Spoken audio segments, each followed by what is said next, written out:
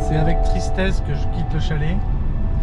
Je serais bien resté un petit peu plus longtemps, mais il est temps de rejoindre Résilience, d'aller naviguer en Grèce.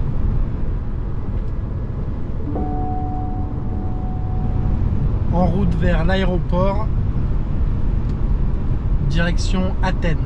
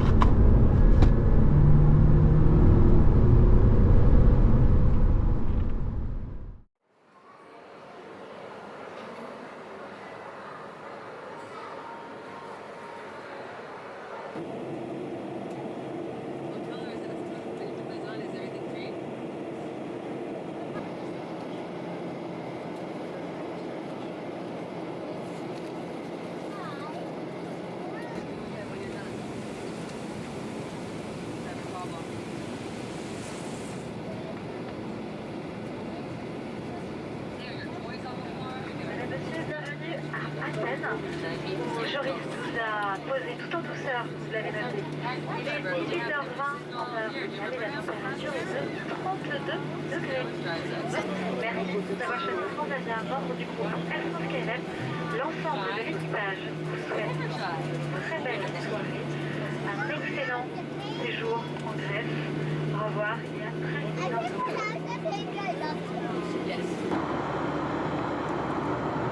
Continuez sur 94 pendant 100 km. Je suis bien arrivé à Athènes. Je suis maintenant dans la voiture de location, direction Passimokouloulos Shipyard. 2h30 de route. Heure d'arrivée estimée.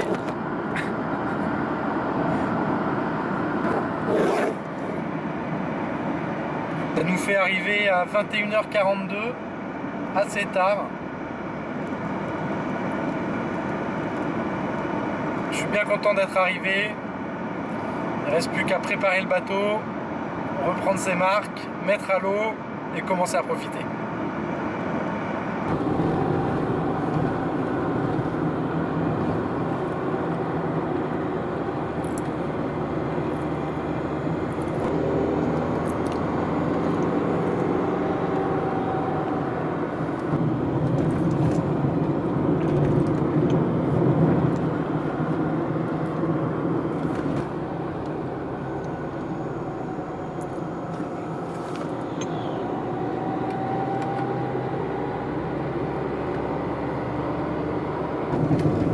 Dans 500 mètres, tournez à droite.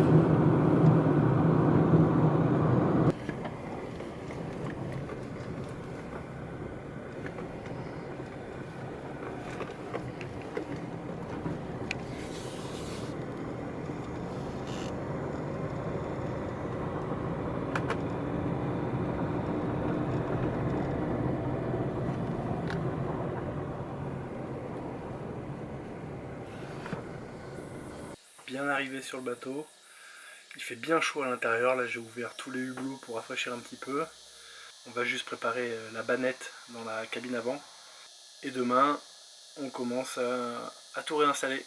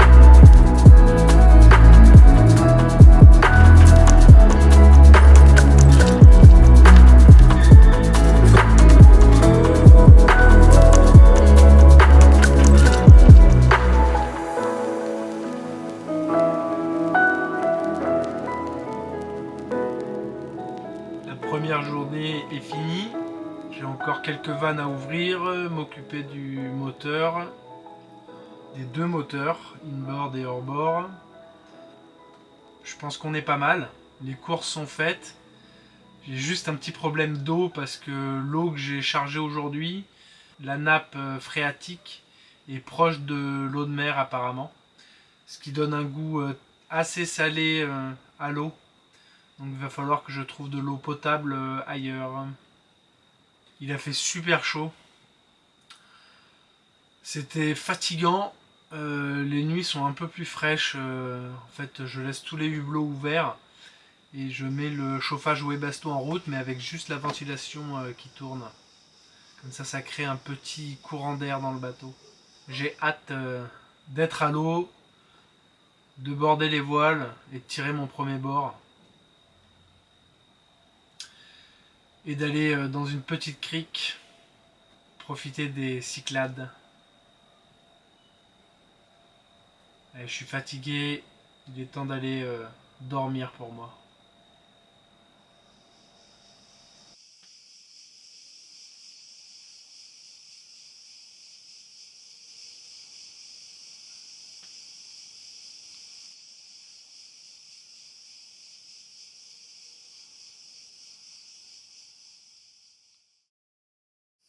Deuxième jour de préparation. On va essayer de faire l'eau aujourd'hui. Donc j'ai commandé un camion. Pareil pour le gasoil. Changer aussi les bouteilles de gaz.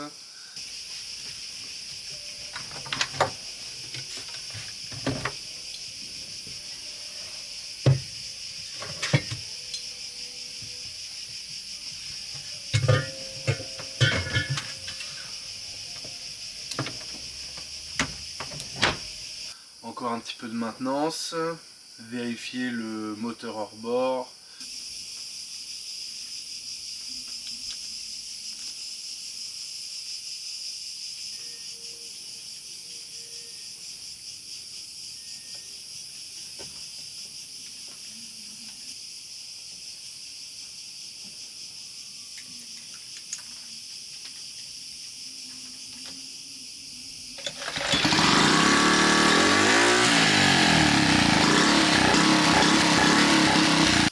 Toutes les vannes, démarrer un petit coup le moteur inboard pour être sûr que tout va bien.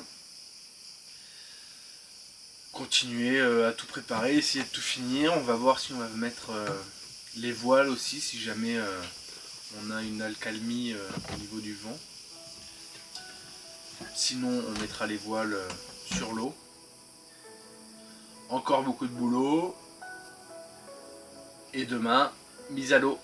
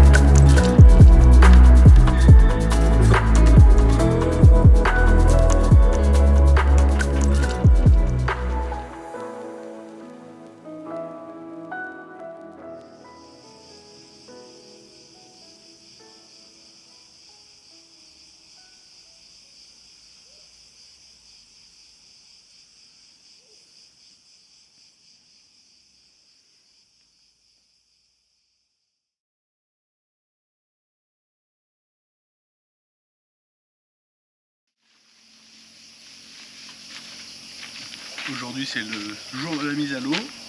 Normalement ils viennent dans la matinée. Du coup là je vais passer à l'office, choper la facture. J'ai payé hier en liquide.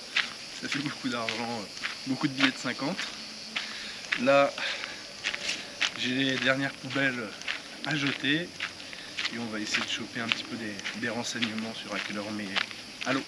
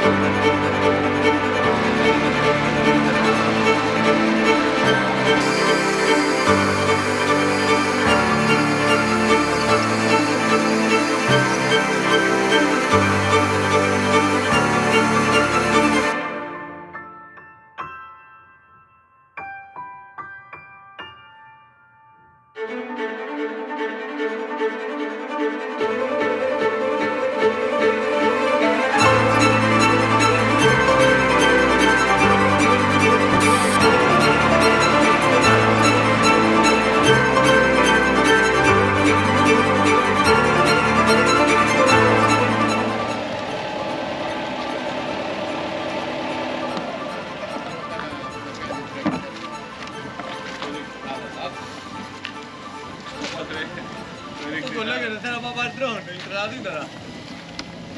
Push fotografie, guys. Io guys di Marica. Di Marica ma la vecchia. Okay, guys, go inside and check out. Πες μέσα να σου πάρουμε το τέτοιο εμείς. Γεννήσει τώρα που είναι μέσα.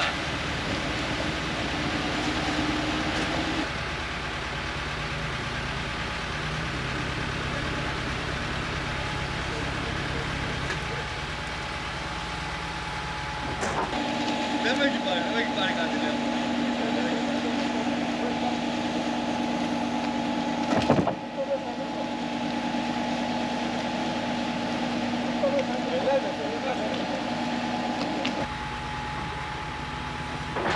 Thank you.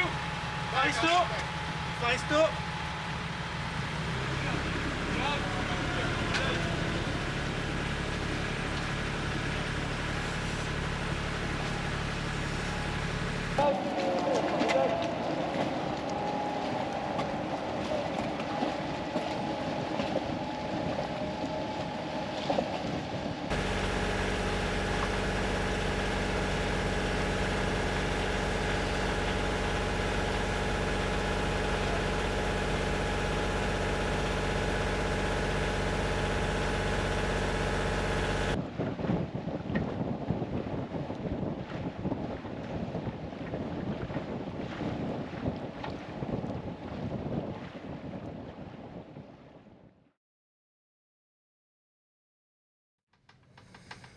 Le prochain boulot se passe dans la cabine avant, sous le matelas. J'ai déjà tout démonté et ça se passe ici. Alors là, on va faire quelque chose que j'aime pas trop. Donc on est sur l'eau et on va retirer ça, qui est le bouchon, pour pouvoir venir mettre le speedo. Et le speedo, il a un sens. Il faut que les roues, elles tournent dans ce sens-là. Donc on va le mettre comme ça. Donc vous inquiétez pas, il y a un peu d'eau à rentrer. Je vais bien me caler d'abord.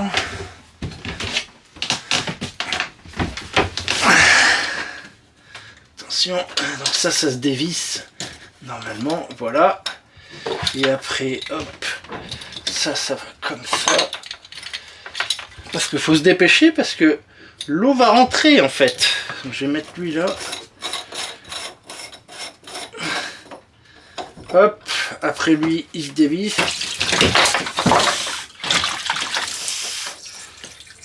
Et puis voilà. On visse. On essaie de le mettre bien dans l'axe.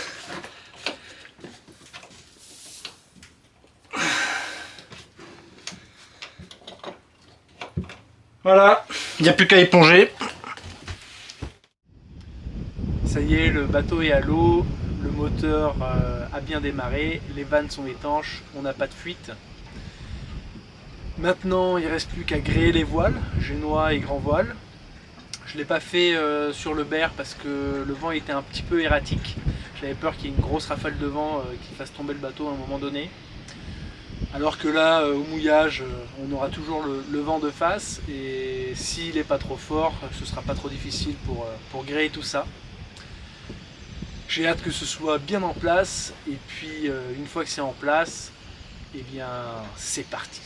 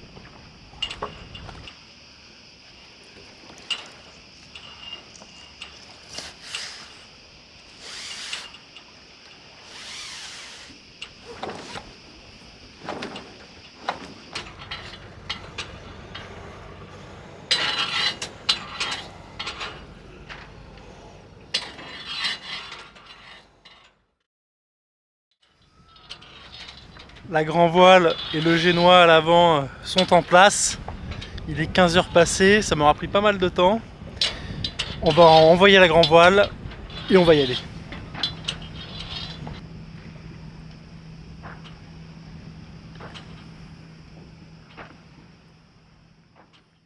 Voilà, bah les emmerdes commencent. Le génois est dans l'eau.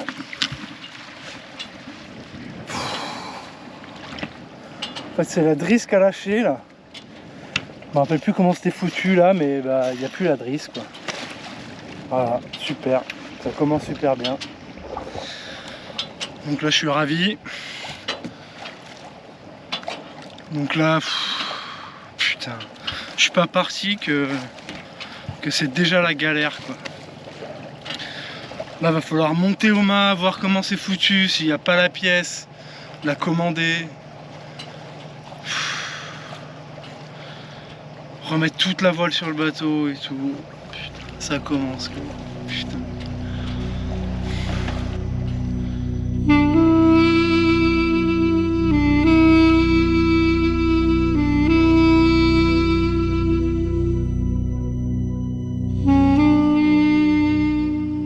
Ça fait quelques heures que l'incident est arrivé. Vous pouvez voir derrière le génois qui est encore en vrac. Il me reste à bien le ferler parce que ça sert à rien qu'il prenne le soleil pendant qu'on répare. C'est assez dur ce qui vient d'arriver.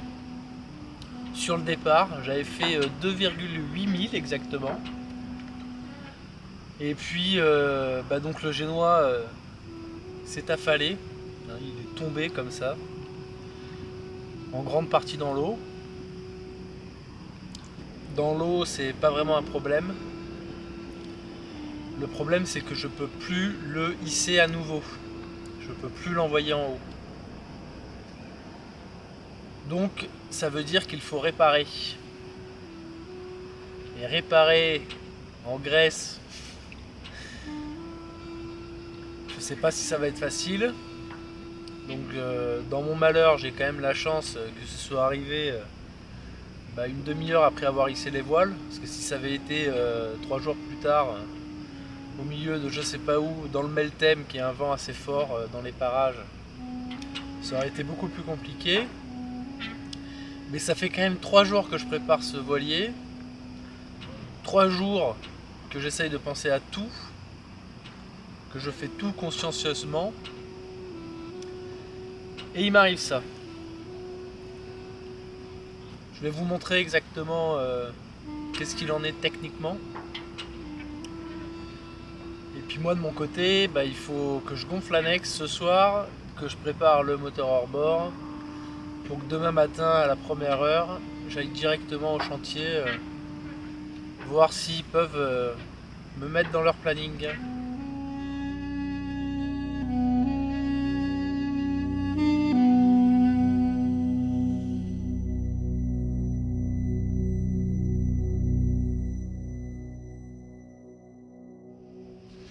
Je vous explique.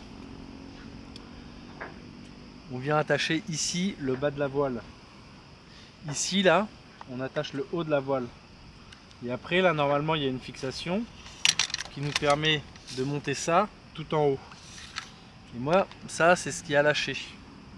Donc j'ai toute la voile qui était descendue et qui est tombée à l'eau. Donc, l'idée, ne rappelant plus comment c'est fait ici. Je pense que la pièce elle est là-haut. Je sais pas trop ce qu'a cassé. Je sais pas comment c'est réparable. Donc soit on arrive à faire une petite réparation de fortune pour continuer ce mois de navigation. Et s'il faut commander la pièce, le problème c'est que pour faire rentrer un cercle dans une tige, faut démonter l'été.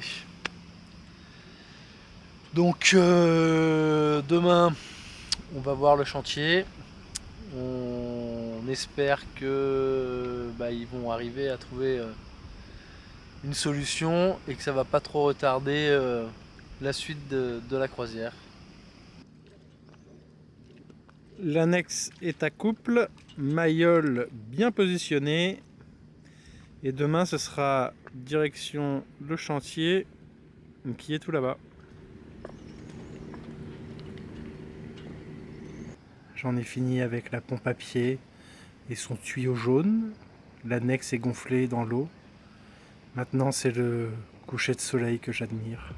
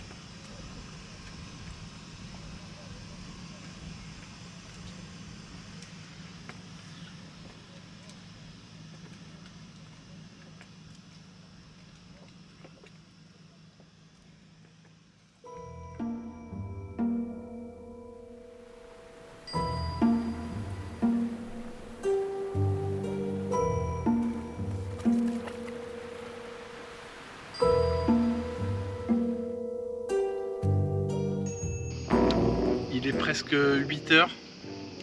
Le chantier va ouvrir.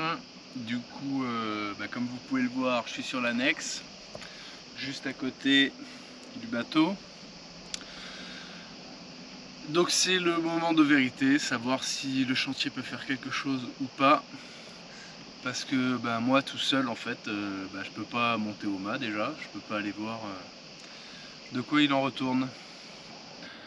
Une autre galère, maintenant c'est le moteur hors bord, Mayol, qui ne démarre plus. Donc j'ai démonté la bougie, qui a l'air bien sale, qui va dans le logement par là-bas. Je la nettoie et on voit si c'est ça. Bon ça a démarré. Donc maintenant on remet le capot et puis on y va. Et à un moment donné là, toutes ces galères, ça va avoir raison de moi. C'est vraiment fatigant à la longue. Une galère un jour quoi. On n'a toujours pas profité.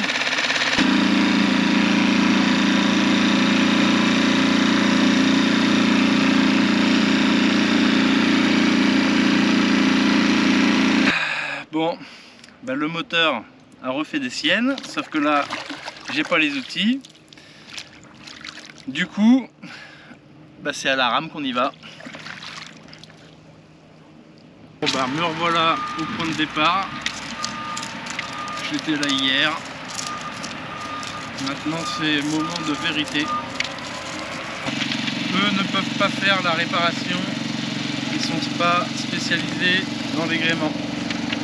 Par contre, il m'a donné un contact. J'ai donc un contact d'un mec qui répare le gréement. Le seul souci, c'est qu'on est samedi. Donc ça sent que je vais perdre 2 jours.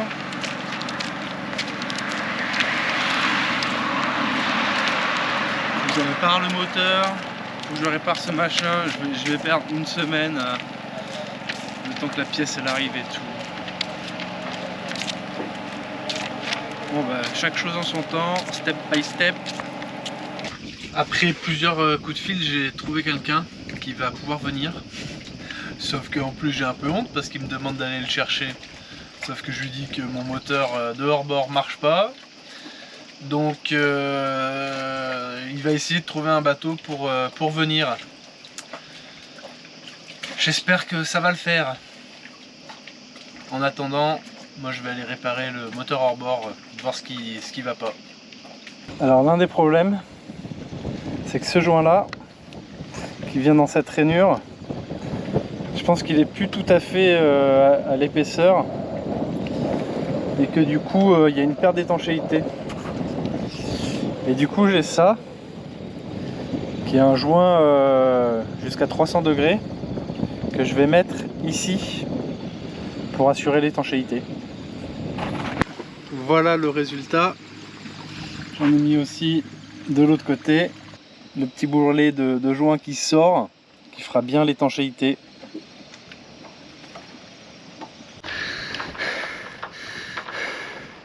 Bon ben voilà, je suis en haut du mât. J'ai redescendu la drisse qui était coincée là. Il n'y a rien de cassé apparemment. Donc tout va bien. Maintenant, il faut redescendre.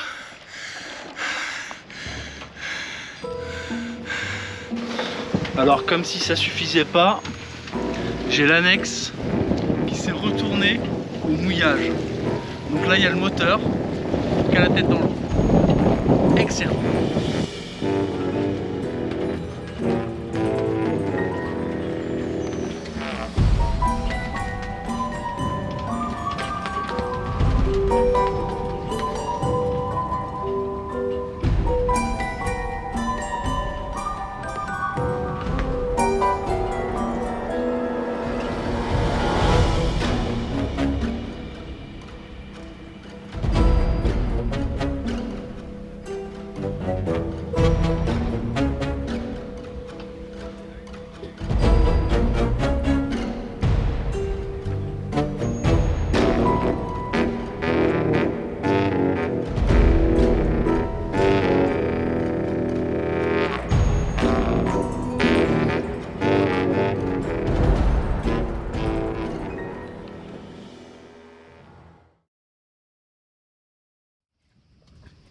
Bilan de cette journée bien éprouvante, bien fatigante. Je suis monté au mât, c'est ce qui m'a coûté pas mal d'énergie. Donc la personne qui est venue m'aider et qui m'a pris 50 € était là juste pour s'asseoir dans le cockpit et donner 3 tours de manuel de winch. J'aurais probablement dû demander à un bateau autour de venir m'aider, mais je suis un petit peu timide et en plus si jamais il y avait une pièce de cassée, bah, je me disais que s'il y avait un professionnel, il pourrait commander dans la foulée et ça m'aurait fait gagner du temps. La bonne chose, c'est que rien n'est cassé, j'ai juste une manille à trouver et une fois qu'elle sera trouvée, je pourrai renvoyer le génois. Cependant, le moteur, il a remarché pendant 1 heure, 1 heure et demie et d'un coup, il se met à plus marcher, donc je ne sais pas ce qu'il a. Ça fait la 2e ou 3e fois que je démonte pour voir. Je comprends pas. En plus de ça, l'annexe prend l'eau. Donc c'est genre 10-15 litres en 5-10 minutes. Donc il faut que je trouve où est la fuite, que je la répare, que je regarde à nouveau le moteur hors bord. Je peux pas aller dans les îles sans moteur hors bord et sans annexe, quoi. Rien que tout à l'heure j'ai pris 10 packs d'eau dans l'annexe. Enfin, c'est pas possible à la rame parce que je suis revenu quand même à la rame et donc j'ai recassé une dame de nage. Donc j'en ai eu une en spare que j'avais gardée, donc tout va bien. Bref, depuis que je suis à bord, là ça fait 2 jours que je suis à l'eau, ça fait 4 jours que je suis à bord. C'est bricolage tout le temps, réparer des trucs. Alors, il y a des trucs qui marchent aussi, j'avais ma télécommande de gain d'eau qui marchait plus en descente, donc là j'ai réussi à trouver le problème électrique, maintenant ça descend avec la télécommande. Donc là j'ai pas envie de partir, notamment avec ce moteur et cette annexe, donc il va falloir que je répare tout ça, absolument. avant de partir, que je renvoie le génois sur son enrouleur. Et déjà, et une fois que ça se sera fait, je referai le point sur ce qu'il reste à faire et de si j'y vais ou pas. Je me suis un petit peu précipité en voulant partir très vite et en fait il y a quand même des choses à bricoler.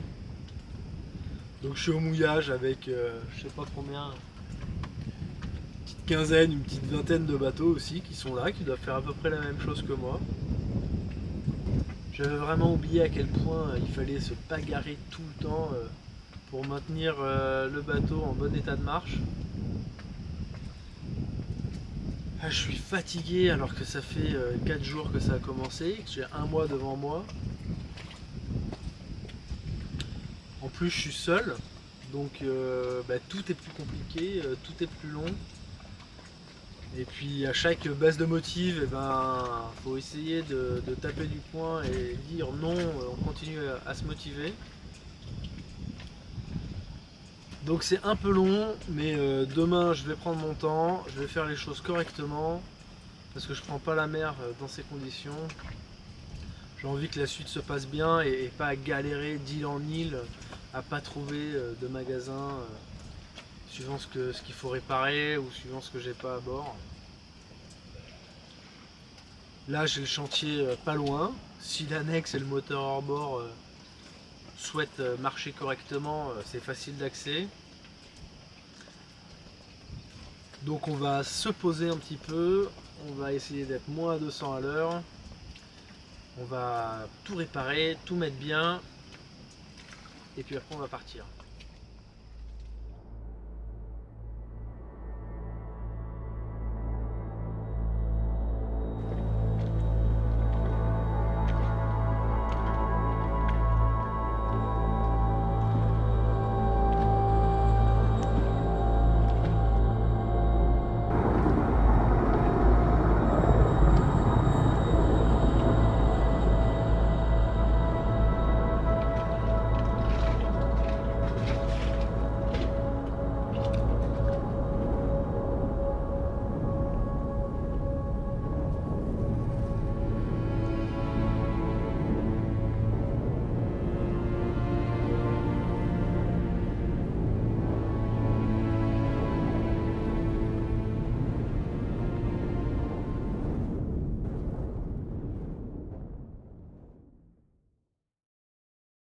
Je commence à en avoir un petit peu marre. Ça fait 3-4 jours que je suis là. Il n'y a plus que le moteur hors bord qui fait des siennes. J'arrive pas à le réparer. Sauf qu'il démarre quand même des fois. Donc là j'en ai marre. Il y a un magasin Yamaha pas très loin. Mais c'est à 15 minutes en voiture. Donc je vais être obligé de louer une voiture pour aller déposer le moteur là-bas. Et après on pourra partir parce que là j'ai l'impression de passer mes vacances au mouillage au même endroit et ça me plaît pas trop.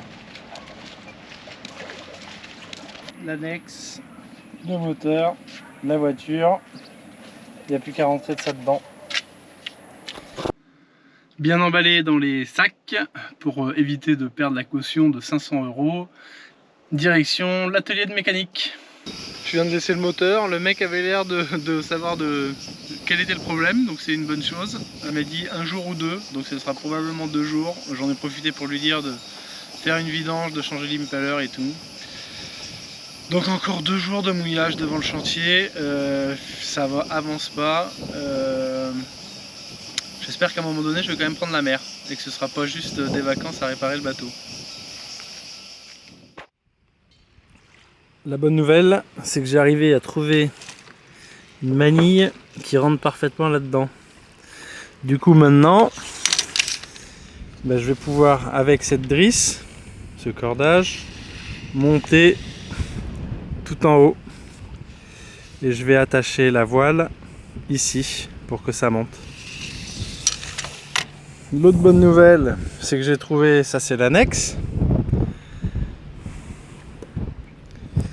Et en fait ça fuit ici. Donc là il y a déjà une réparation qui a été faite.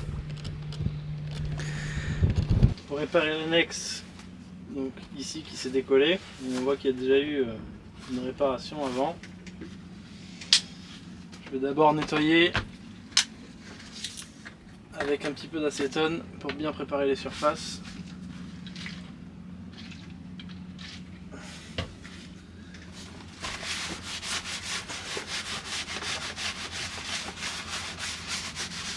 Ensuite, j'ai un autre produit, ça c'est celui qui m'a été vendu.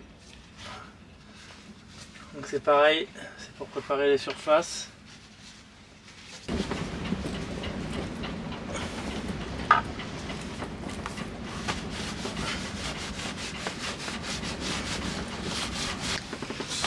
Et après, il y a la colle.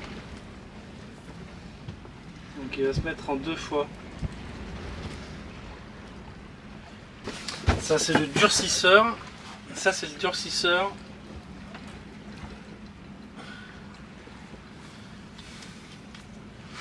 Après on remue.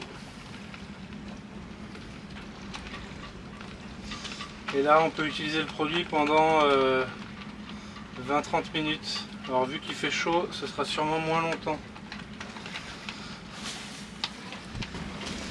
Et là il faut en mettre donc des 2 côtés.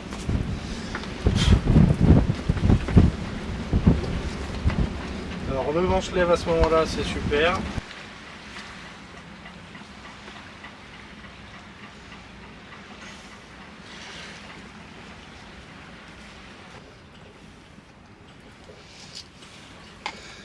Là, il faut laisser sécher pendant 2 minutes et après on mettra la deuxième couche.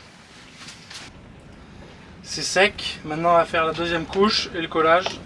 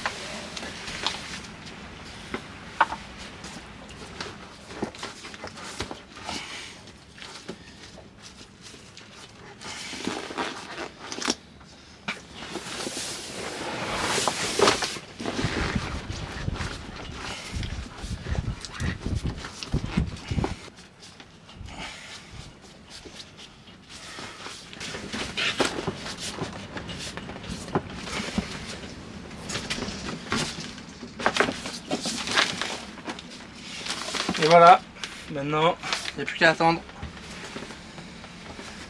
Le lendemain, voilà le résultat. Ça a l'air bien collé. Espérons que ce soit étanche et que ça tienne longtemps.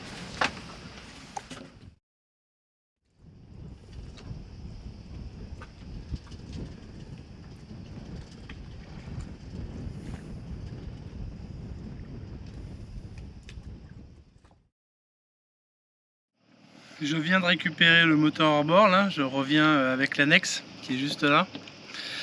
Sauf que ça marche, sauf que le moteur fait un bruit de malade et ça avance pas. Donc j'ai regardé l'hélice et en fait l'hélice tourne et lui il tourne pas. Donc l'hélice, là ça tourne, mais dès que ça vient forcer, ça tourne plus. Donc je vais essayer de démonter ça pour voir comment c'est foutu. Et, ben en fait, la vis là, elle est complètement tordue et elle vient comme ça à l'intérieur. Donc tout ça là, c'est décentré. C'est jamais fini les galères quoi. Bon. Du coup j'ai remonté parce que j'ai vraiment pas le matériel pour démonter si la vis est complètement tordue, donc Je pourrais pas refaire le filetage derrière, j'ai pas d'extracteur pour retirer. Donc j'ai rappelé les personnes qui viennent de me le déposer, ils viennent le rechercher. Donc c'est pas fini encore quoi. Je vais jamais arriver à partir quoi. Jamais je vais arriver à partir quoi. Je suis encore coincé ici à attendre quoi. Ça devient assez lourd. Je suis retourné à quai, ils ont démonté l'hélice. Ils ont pris ce qu'il fallait et demain matin, normalement, ils me ramènent ce qu'il faut et on remet tout en place. Et j'espère que c'en est fini et que je vais pouvoir partir. Parce que là, je commence vraiment à en avoir marre. Ça va faire, je sais même pas, bientôt une semaine que je suis au mouillage. Donc j'ai hâte de prendre la mer.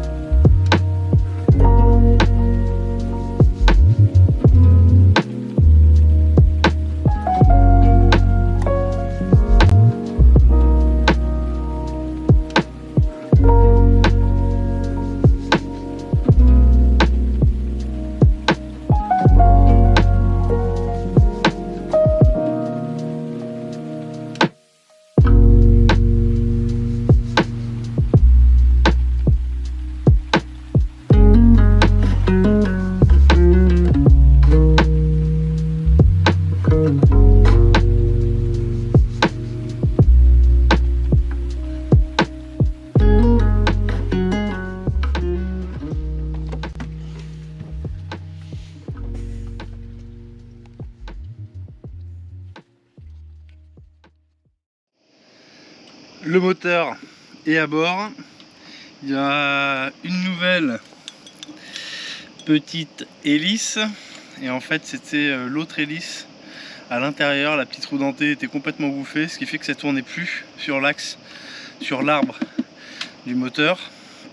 Et donc en fait ceux qui ont fait la précédente réparation, ils ont mis une vis qui était complètement tordue dedans, celle que j'ai montrée hier.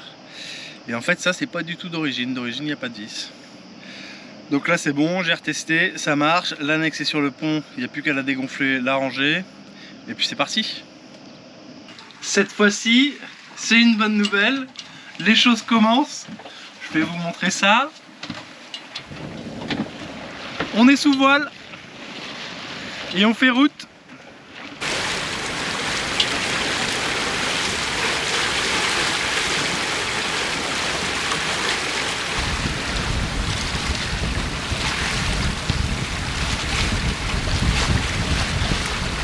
Donc nous on est là, on arrive d'ici, on a déjà fait tout ça.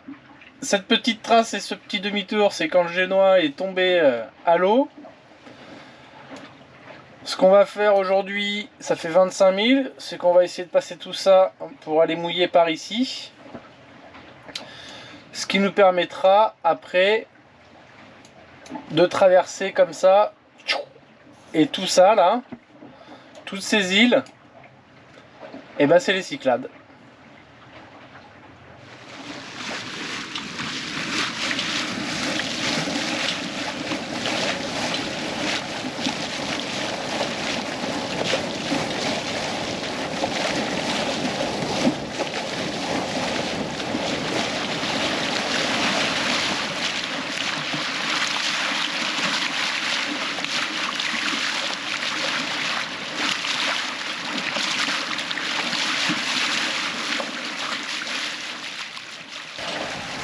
Content d'être parti, ça fait du bien. Je m'étais mis un petit peu la pression comme d'habitude, de vouloir partir vite pour pas rater une seule minute. Et puis bon bah ça a duré quand même 7 jours. Mais maintenant quel plaisir. Et je crois qu'il faut que j'arrête de me mettre la pression comme ça, mais j'ai toujours ce petit truc du marin qui reste au port et qui sort jamais avec son voilier, qui navigue pas, qui a de grands rêves, mais qui avance pas. Je sais pas d'où ça vient, mais il faudrait que je me dise que tout va bien, je suis sur la bonne voie, je suis en train de réaliser mon rêve, donc faut juste en profiter.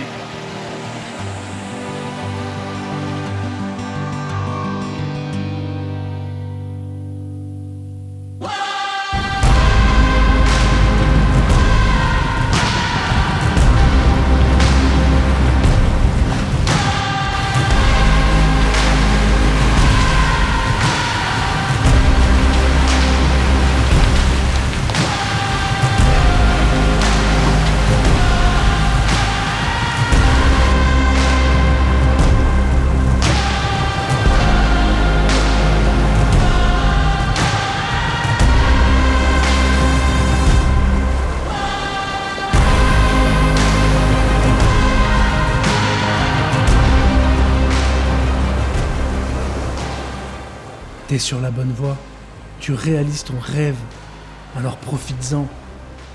Finis les galères après la mise à l'eau. Sous la coque, l'eau file. Grands voiles et génois sont bien gonflés, nous portant vers l'aventure. À nous les navigations interiles, le Meltem, les contrées reculées à explorer. À nous la liberté, avec pour seule contrainte les lois naturelles. Laissons la folie autodestructrice de la terre loin de nous. Sur l'eau, tout est plus simple, plus paisible. Et si la tempête vient, il n'y a personne d'autre à accuser, à montrer du doigt en jugeant sa culpabilité. Si la tempête vient, on se retrouve face à soi-même, on reste humble, on affronte les éléments ensemble afin de ressortir grandi. Alors continuons dans cette voie. Vivons nos rêves et profitons-en tant que c'est possible.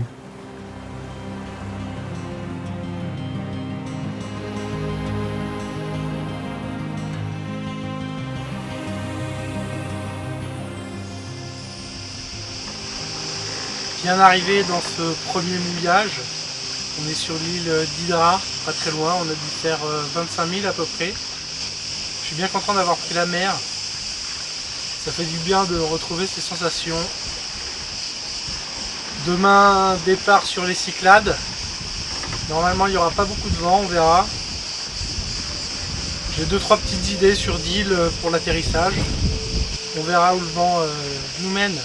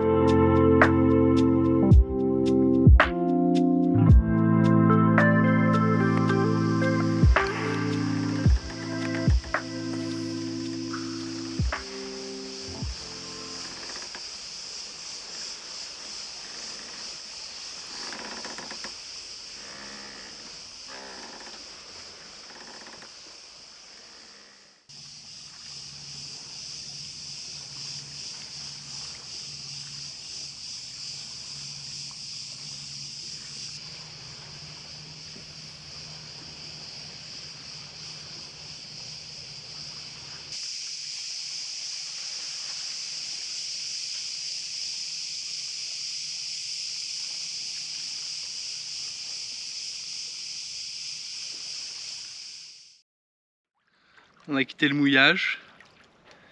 C'est pétole. On n'avance pas très vite. Mais tout à l'heure c'était un peu plus de 3 nœuds. C'est très calme, très paisible. Je voulais quitter assez tôt le mouillage parce que ça va être une journée sans vent. Donc on risque de passer du temps en mer et j'ai pas trop envie de faire la traversée au moteur. On a des voiles, on a du temps, même si on a perdu une semaine au chantier. Maintenant on profite.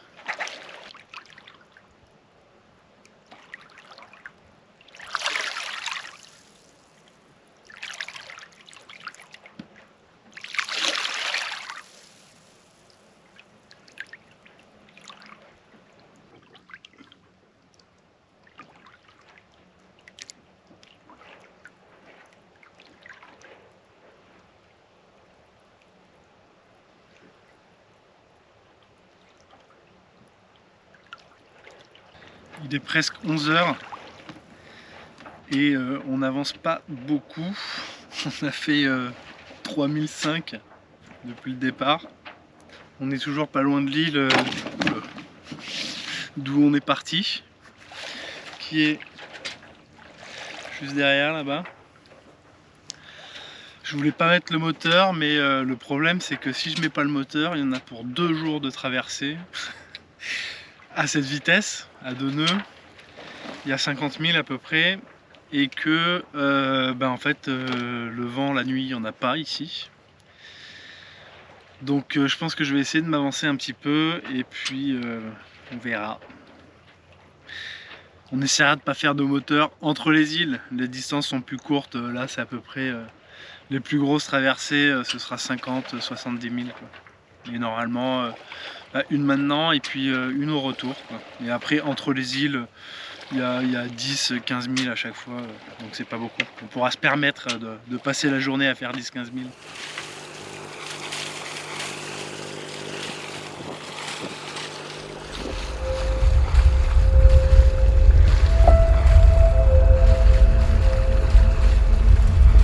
Pas de regret d'avoir démarré le moteur. Là c'est la vraie pétole. Il n'y a pas un pet d'air. On avancerait à 0 nœud à la voile, donc il n'y aurait pas eu le choix.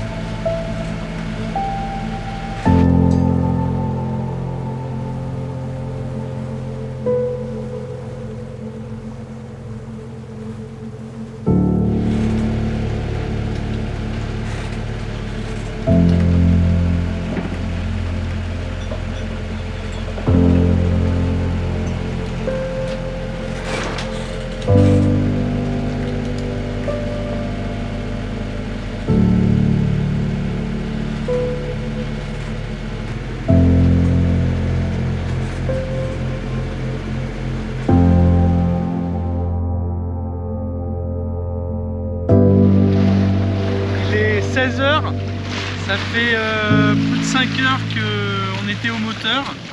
Là j'ai renvoyé donc les voiles. Il y a 8 nœuds de vent, on marche à 6 nœuds, un peu plus de 6 nœuds. On va espérer que ça dure un petit peu. Et donc pendant ces 5-6 heures de moteur, on a consommé à peu près 1/8 du réservoir. Donc c'est 160 litres. Donc si mes calculs sont bons, ça fait 20 litres à peu près de gasoil pour 5-6 heures de route. Et quand je suis au moteur, je suis à peu près à... Là j'ai mis 5 nœuds 6, ça fait 2000 tours. On espère que le vent va rester un petit peu. C'est quand même toujours plus agréable d'avancer à la voile plutôt qu'au moteur. On ne sera pas resté longtemps sous voile, 3/4 d'heure seulement. J'ai redémarré le moteur, j'ai roulé le génois. L'île est à vue maintenant, donc on va peut-être terminer au moteur ou un petit peu sous voile, on verra. En tout cas, il y a un petit peu de houle résiduelle, donc c'est un peu moins agréable. Mais ça va quand même, je profite de tout ça pour faire un peu de montage vidéo. Ça occupe et ça permet de faire passer la journée plus rapidement en oubliant qu'on consomme du gasoil.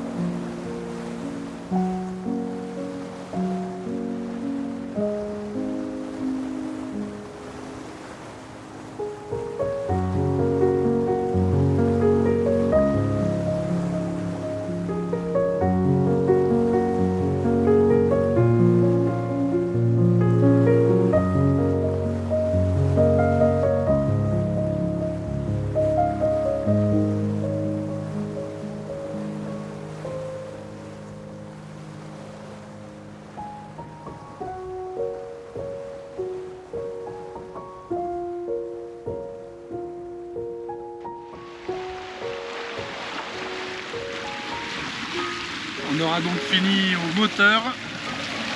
On est en train d'arriver sur l'île. C'est bien joli. Il est un peu plus de 20 h. Il n'y a plus qu'à faire le mouillage, profiter de la nuit et demain on va aller découvrir l'île.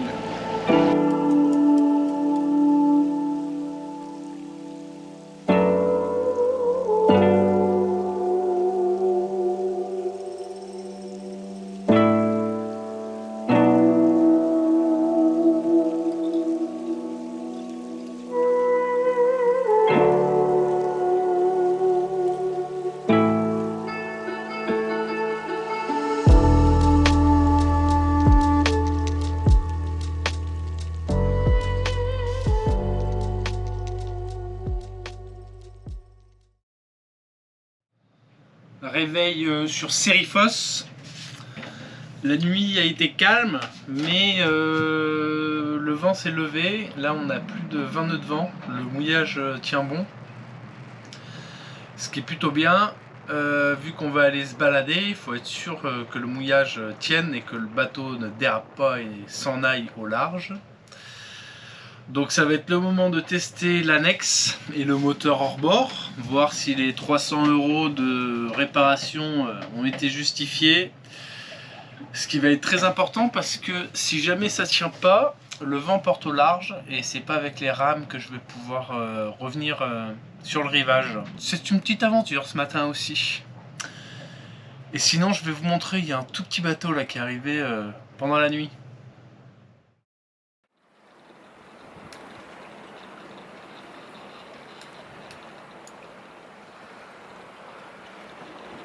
Je me suis renseigné sur le Pantalacea, c'est le voilier derrière, il fait 56 mètres et il est loué 225 000 € la semaine.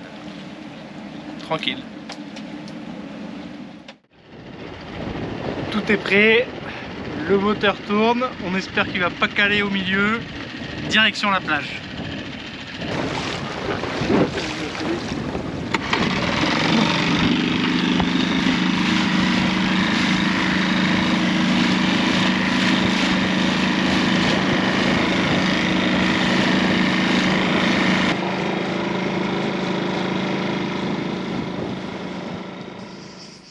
bien arrivé sur la plage avec des galets. C'est parti pour la rando. Sériphos, un peu plus de 1400 habitants, sa population doublant l'été.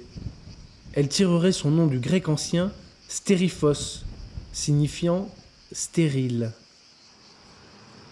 Cette île des Cyclades est connue depuis l'Antiquité pour ses mines, d'où l'on extrayait jusqu'en 1960 le minerai de fer.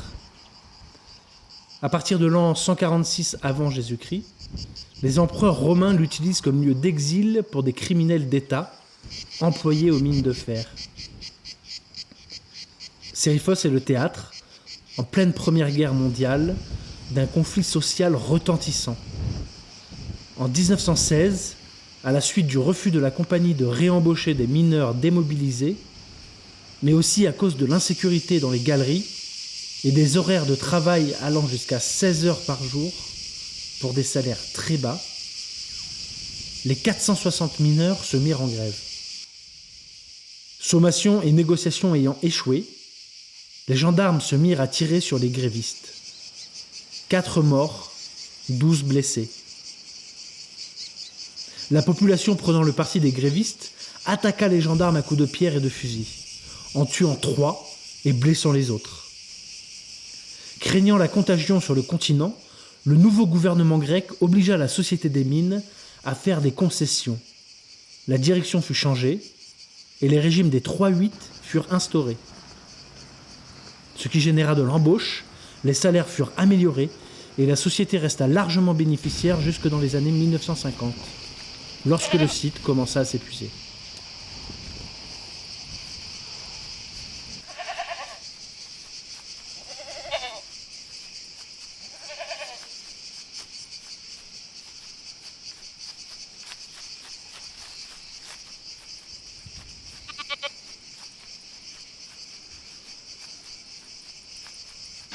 Il est l'heure de manger et j'ai faim. Il fait un peu chaud quand même, malgré le vent.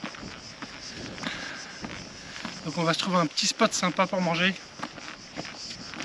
Et pour les chèvres là qu'on a vues, en fait je pense que si elles sont attachées par les pieds comme ça, c'est pour éviter qu'elles sautent par-dessus les rambardes et qu'elles s'échappent.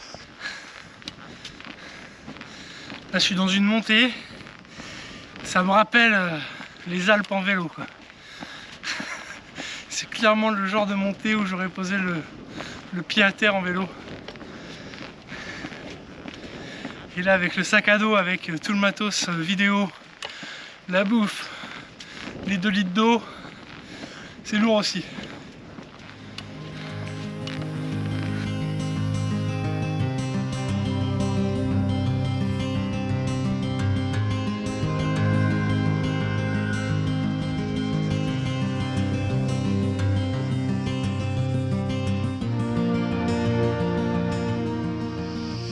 On va aller manger en bas, juste ici là. Il reste encore un petit peu de descente. On va se mettre sur la plage tranquille et on va reprendre des forces.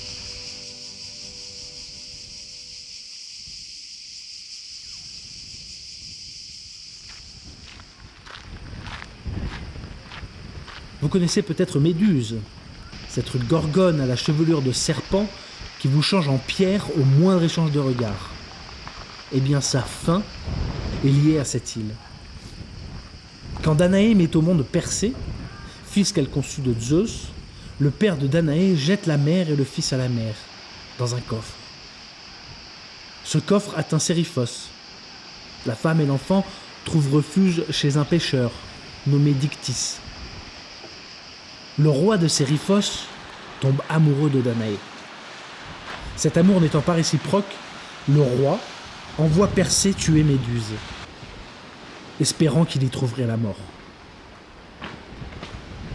Vainqueur de ce combat, en utilisant le bouclier d'Athéna comme miroir, afin de ne pas être pétrifié par le regard de ce monstre mythologique, Persée revient à la tête de Méduse et change en pierre le roi.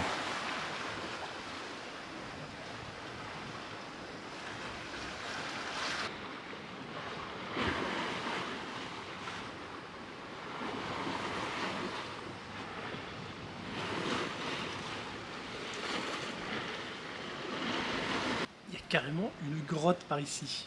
On va voir où ça va.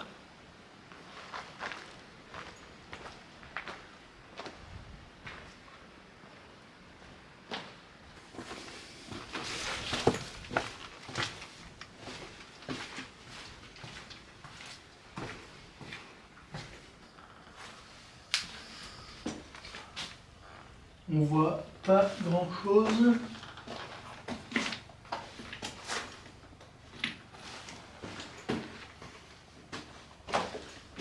Ah. Ça va plus par là. Ça part à gauche. Bon, il fait vraiment noir. On va ressortir avant de se perdre.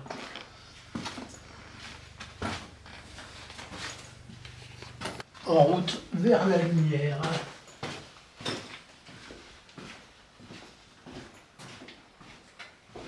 On est sauvés. Fini